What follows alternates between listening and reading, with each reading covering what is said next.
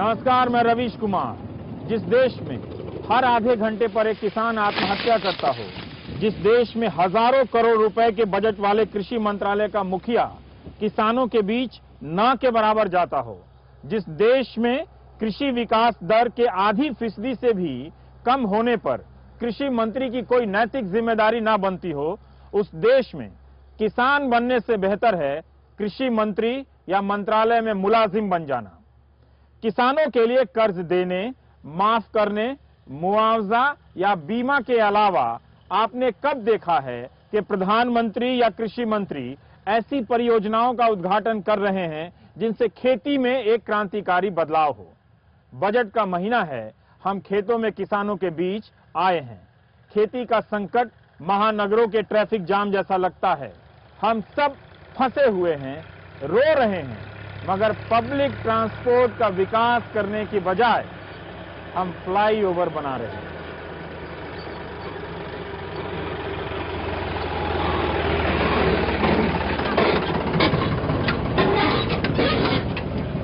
घूमता भटकता यहाँ आ गया तो लगा कि पहले यही देख लेते हैं कि गन्ने से चीनी बनती कैसे है। मैं बहुत छोटा था तब चीनी मिल देखा था, बड़ा एक्साइटेड हो गया था। यहाँ गन्ने को क्रेन से टांग कर इस पटरी पर इसलिए फेंका जा रहा है ताकि ये अंदर जाकर छोटे छोटे फाइबर में बदल जाए।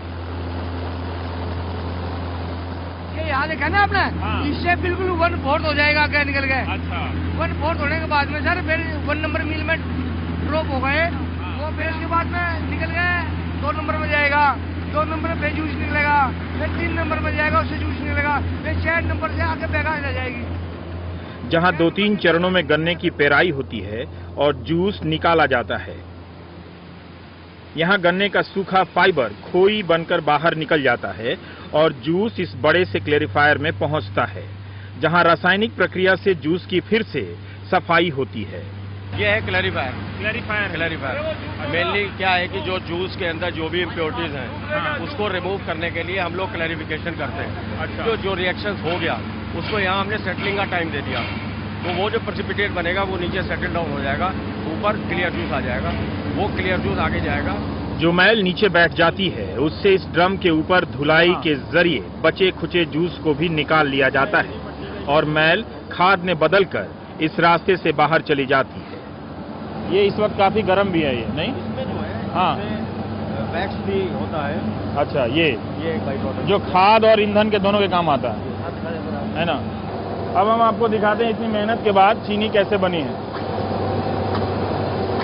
ये वैक्यूम से यहाँ गर्म किया जाता है, ये पैन है और ये एक बल्ब लगा हुआ है जिससे आपको पता चलता है कि ये क्रिस्टल फॉर्म में चीनी जो है ठोस रूप में, जूस जो है ठोस रूप में परिवर्तित हो चुका है। जो चीज बन रही है उसका नाम है मैस्केट। यहाँ चाशनी बनते बनते चीनी का ठोस रूप अब दिखने लगा है, मगर अभी भी यह चीनी नहीं है।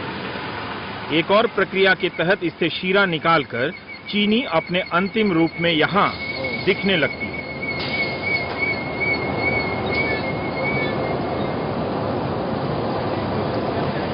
इस बीच हम खूंखार से लगने वाले कारखाने में एक सीढ़ी से उतरकर दूसरी सीढ़ी पर चढ़ते रहे। कहीं भगवान नजर आए तो कहीं आवाज ने इतना बेदम कर दिया कि लगा गए काम से। जंग लगे लोहे से बने इन कारखानों को लेकर 18वीं सदी के यूरोपीय साहित्य इतिहास में खूब रोमांस और नफरत के किस्से मिलते हैं। हमारे यहाँ इन्हें लेकर फिल्मी सीन ही याद आते हैं। एक ही बात है, पूरे कारखाने का माहौल ऐसा है कि चलते हुए कई बार लगा कि इधर से अमरीश पुरी चाकू लेकर आ जाएंगे, उधर से प्राण चाकू लेकर आ जाएंगे, और मैं तो ठहरा कमजोर रिपोर्टर। बार बार मुझे लगा कि मैं मौसमी चटर्जी को बचा भी नहीं पाऊंगा। पूरा फिल्मी सीन है यहाँ भाई। चीनी खाने के बाद अब चलते हैं उन किसानों के पास जो गन्ना उगा रहे हैं। धीमी गति के समाचार की तरह गन्ने को बुग्गी पर लाद कर ले आ रहे इन किसानों को देखकर नहीं लगता कि गन्ने ने पश्चिम उत्तर प्रदेश में सामाजिक राजनीतिक आंदोलन को जन्म दिया। कीमत और कमाई की लड़ाई में किसान गन्ने के प्रति उदासीन होता चला जा रहा है। किसान की जो गन्ने की लागत आती है ना, वो मिल वाले कभी दे नहीं पाते, ना उसको सरकार कभी दिला पाती। क्यों? रेट तय करते वक्त मिल वाले बैठते हैं और किसान के प्रतिनिधि बैठते हैं, लेकिन किसान के प्रतिनिधि वहाँ अपनी बात रखते हैं, हम लोग गड़ा फाड़ फाड़ कर अपनी बात कहें, लेकिन वे हमारी बात नहीं सुनते, औपचारिकता निभाते हैं सिर्फ और सिर्फ मिल वालों से बैठकर सरकार सौदा कर लेती है कि 6 रुपये कुंटल, 10 रुपये कुंटल, आप 15 रुपये कुंटल हमें दो, जो रेट आप चाहते हो तय करा दो। ये हमेशा होता है। किसान अब गन्ने की लागत में अपनी जमीन और मेहनत भी जोड़ना चाहते हैं। इसे जोड़ने पर 1 हेक्टेयर में गन्ने की लागत 2.5 लाख रुपए बैठती है, जबकि मिलों से मिलता है 1.5 लाख। मिल वाले कहते हैं कि 400 रुपए प्रति क्विंटल नहीं दे सकते। इस झगड़े में दोनों का रिश्ता हर साल नए सिरे से बनने बिगड़ने लगता है। किसान को केवल 6 घंटे का कार्यकर्ता माना गया है, जो सरकारी आंकड़ों में जो केंद्र सरकार तय करती है भाव, कि ये तो 6 घंटे काम करता है, इसलिए 6 घंटे की मजदूरी दे दो। उसमें वो काउंट नहीं करते कि जो पशु अगर 12 बजे हमारा खुल गया तो उसको बांधने उठना पड़ेगा, चाहे हमारा काम ना हो, लेकिन हमें 24 घंटे अलर्ट रहना, ड्यूटी देनी पड़ेगी वहाँ। अगर रात को पशु खुल गया है हमारा तो उसको बांधना पड़ेगा। बिजली अगर 2 बजे आई, अनसर्टेन टाइम, 2 ही बजे जाना पड़ेगा। ये कोई कंसिडरेशन नहीं कि उस वक्त कितना टेम्परेचर है, हॉट है या कोल्ड है। कई किसान ये कहते हैं कि हमें गन्ने की कीमत इसलिए भी ज़्यादा मिलनी चाहिए कि आप उस गन्ने से चीनी बनाते हैं, शीरा बनाते हैं और कई तरह की चीज़ें बनाते हैं। ये वो कहते हैं। आपकी तरफ से क्या जवाब है उन लोगों को? हम शुगर मिल अगर आप चीनी बनाएगी, खदी चीनी बनाती है तो उससे उसका घाटा पूरा नहीं होता है। अच्छा, हम साथ में और केन प्राइस पेमेंट भी नहीं दे सकते हम लोग। इसके लिए साथ में हमें कोई और साथ भी काम करना पड़ता है, जिससे हम इन घाटों को दूर करके और इनको चला सकते हैं। पश्चिम उत्तर प्रदेश के खेतों को रासायनिक खादों ने बर्बाद कर दिया। इससे लागत भी बढ़ी और उपज भी कम हुई। मिल वाले कहते हैं कि गन्ने में पहले से कम चीनी है, किसान कहते हैं कि उनके गन्ने की क्वालिटी ठीक है। इस बहस में इन खेतों में कटाई कर रही महिलाओं से जाकर पूछा तो पता चला कि ये बेगार कर रही हैं। इनकी मजदूरी के बदले नकद पैसा नहीं मिलता। ये सारी महिलाएं हरिजन हैं और 8 घंटे की कटाई की मजदूरी मिलती है, 30 किलो चारा। गरीब जनता सरकार के लिए कमा रही है, ये बोलना था। गन्ने के उत्पादन से लेकर चीनी बनाने तक किसान, मजदूर और मालिक के बीच के रिश्तों में शोषण की कई कड़ियां हैं। इन खेतों से विकास वाला हाईवे तो दिख जाता है, मगर इन औरतों को मालूम है जब ये रफ्तार उनके लिए है ही नहीं तो क्यों ना बेगार में कम से कम चारा ही कमा लिया जाए। वक्त कम है और मुद्दा जटिल। सहारनपुर से गुजरते चिनार से लगने वाले पॉपुलर के इन पेड़ों पर नजर पड़ी। इनके बीच लगे सरसों, गेहूं और गन्ने ने खेती का खूबसूरत नजारा पेश करने की कोशिश की, मगर पता चला कि गन्ना अब पॉपुलर नहीं रहा, पॉपुलर होने लगा है, क्योंकि प्लाई और माचिस के काम आने वाले पॉपुलर से ज्यादा कमाई होने लगी है। किसानों को लगने लगा है कि वे ना तो सरकार को समझा सकते हैं और ना ही मिलों पर पूरा भरोसा कर सकते हैं।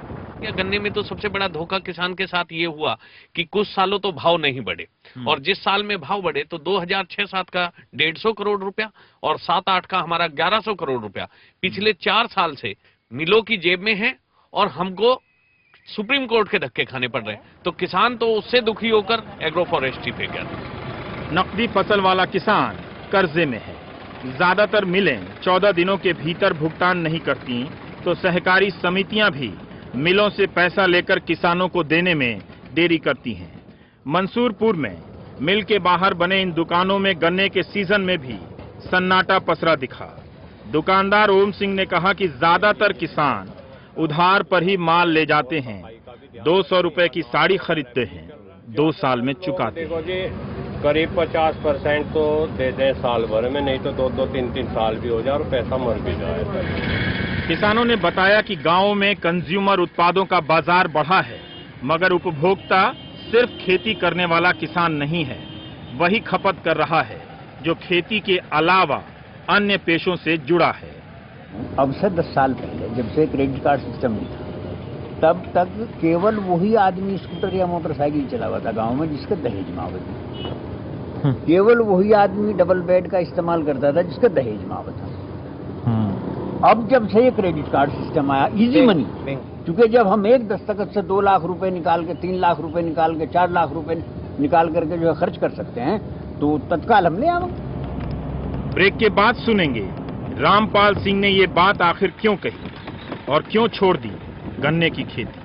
हम लोगों ने तो प्रगतिशील होने के नाते खुले मंचों से कहना शुरू कर दिया कि किसान को अगर जीना है तो लोगों के पेट भरने के साधन मत बनो, वो चीजें पैदा मत करो जो गरीब के लिए सरकार बांट देती है, उन लोगों के लिए पैदा करो जिनकी जेब में पैसा है।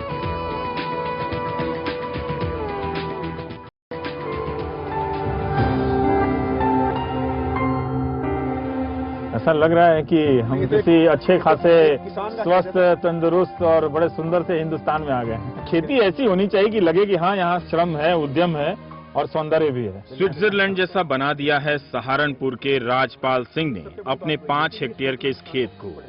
गन्ने की खेती को तिलांजलि देने के बाद राजपाल सिंह ने एक नया मॉडल ही बना दिया। एग्रीकल्चर साइंस में एमएससी राजपाल ने एक ही खेत में अनाज, फल, सब्जी, दलहन, चारा और इमारती लकड़ी की खेती करके खेती को पैसे से लबालब कर दिया। बागवानी एक ऐसा साधन हम लोगों को नजर आया कि जिसमें 10 साल के बाद हमारी लागत स्थिर हो जाएगी। 10 साल के बाद? 10 साल के बाद। और उसमें कुछ फसलें हम ऐसी ले सकते हैं, गन्ना जैसे हमें 1 साल के बाद टन देता है।